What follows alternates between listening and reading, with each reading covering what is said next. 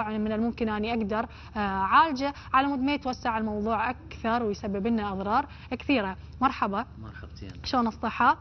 ضيفنا اليوم أمير العراقي، بطل في رياضة كمال الأجسام. أكيد نورتنا وحياك الله. نور إن شاء الله. بداية كلمة بسيطة بعنوان من هو أمير العراقي؟ أمير العراقي بطل بناء أجسام. بطولاتي كلها بدولة الإمارات العربية المتحدة. إيش معنى كلها؟ لأن مقيم بدولة الإمارات. حلو. وحاليا قاعد أدرس بالأكاديمية الدولية اتحاد بناء الأجسام. نعم. وإن شاء الله مقبل على تربية رياضية. حلو. طيب شلون بديت يعني حياتك مع هاي الرياضة؟ هي وراثة، يعني بديتها من عمي الله يرحمه. الله يرحمه. وانتقلت الوالد والعمامي. نعم. وهم كلهم أبطال بهاي اللعبة وانتقلت. طيب شنو اللي قدموا لك، يعني خاصة انه قلت انه عمك وعندك ناس موجودة في عائلتك في هذه الرياضة، اكيد يعني قدموا لك هواية اشياء واختصروا عليك الطريق. نعم. اختصروا الوقت، يعني تعرفين هسه اللاعب يريد يتجه مثلا القاعة يضيع بين المدربين بين نعم. فلان وبين فلان.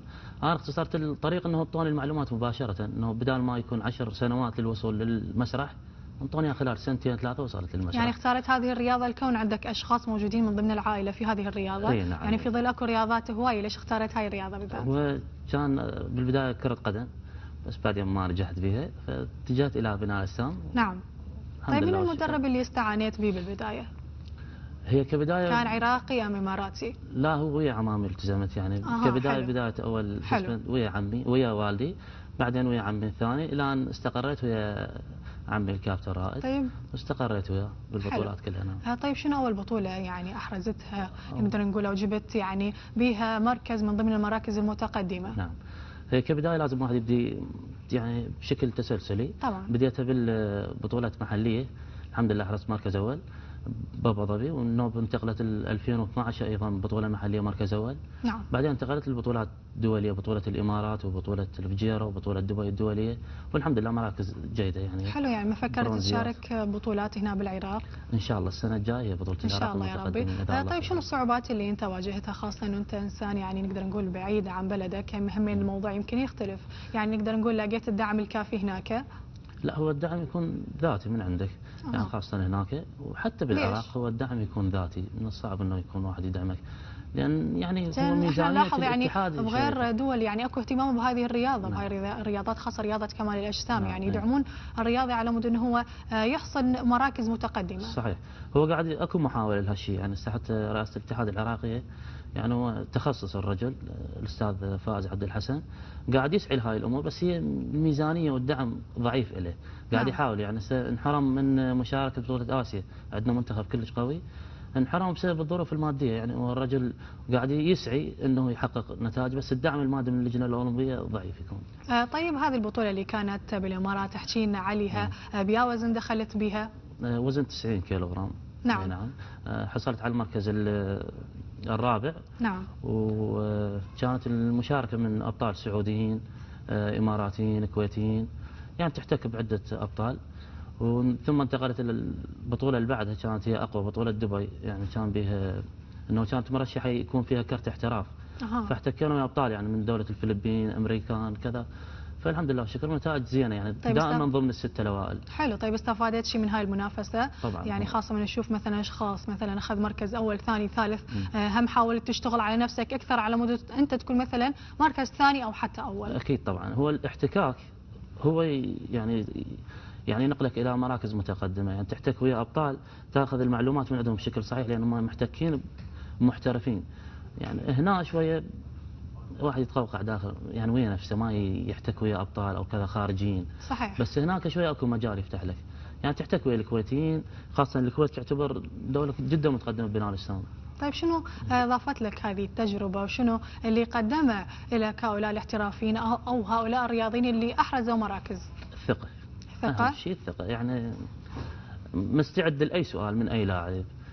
تشوف اللاعبين كلهم ثقتهم عاليه بامير، يعني نعم. دائما هذا يعني جدا ضروري.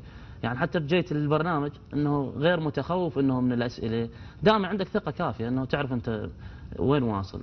طيب بعض الابطال يعني يلتجؤون مثلا الى حقن الابر او حتى المنشطات لاجل يعني انه هم يبنون عضلات ضخمه، يعني هل هذا صحيح؟ هاي هي مشكله، يعني يدخل اللاعب يومين 3 يحتك ويا اللاعبين مباشره اجي افتح الموضوع، قال اقدر اضرب، اقدر كذا، اقدر استعين بالابر. هي هذا جدا غلط. انا افضل انه دائما ويا تخصص، ومو اي واحد، يعني هي لعب يعني اعتبريها ادمان بيها، مو اي واحد يتجه له. لان شنو بس بوقت البطولات انا عندي بطوله ما يصير كل الابطال قاعد يستخدمون هاي الامور وانا ما استخدمها راح اخسر.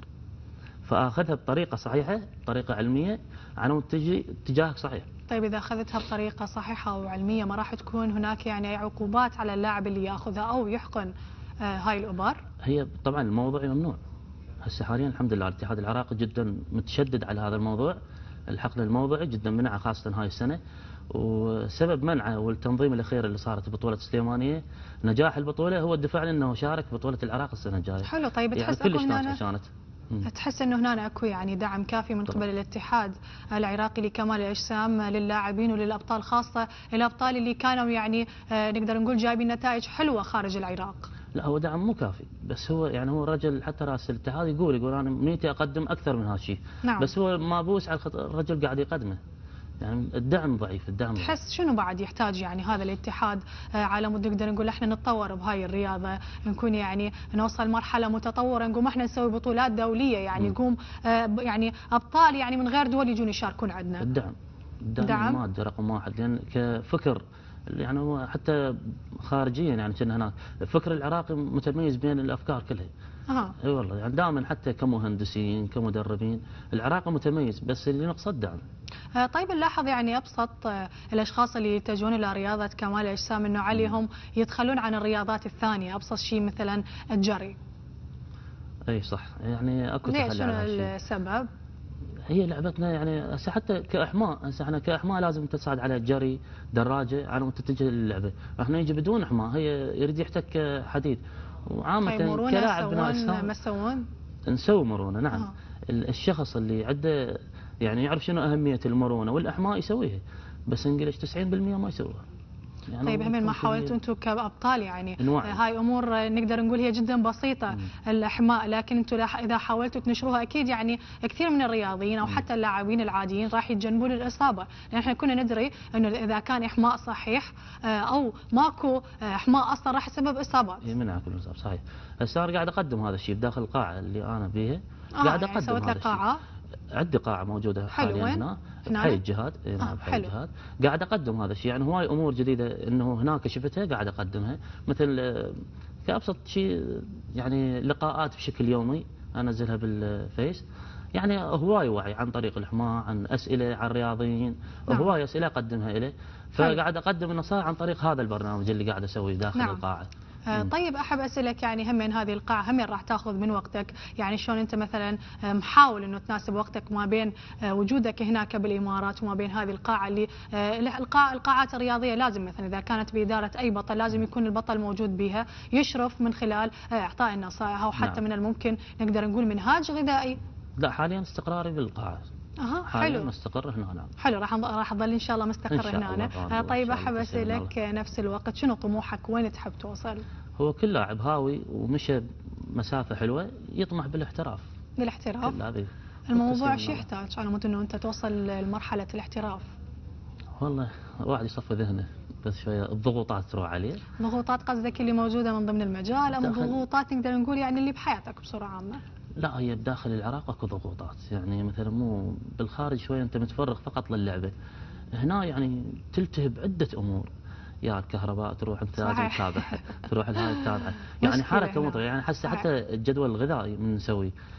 بالخارج يتجه انه بالوزن ينطيك وزن، ليش؟ لان حياته محدوده، تدريب نوم كذا يعني محدوده. احنا ما اقدر امشي انا حتى عندي بعض الابطال اللي جهزتهم مرات يقولون ليش ما نسوي احنا بالوزن؟ اقول له ما تقدر بالوزن، انت كل ساعه يطلع لك مشوار، كل ساعه يطلع لك روح كهرباء، هذا كله حرق سعرات حراريه. سعرات حراريه وهذه عن نظره يعني التدريب يكون عن نظره. اي نعم. طيب شنو التضحيات اللي قدمتها لهاي الرياضه؟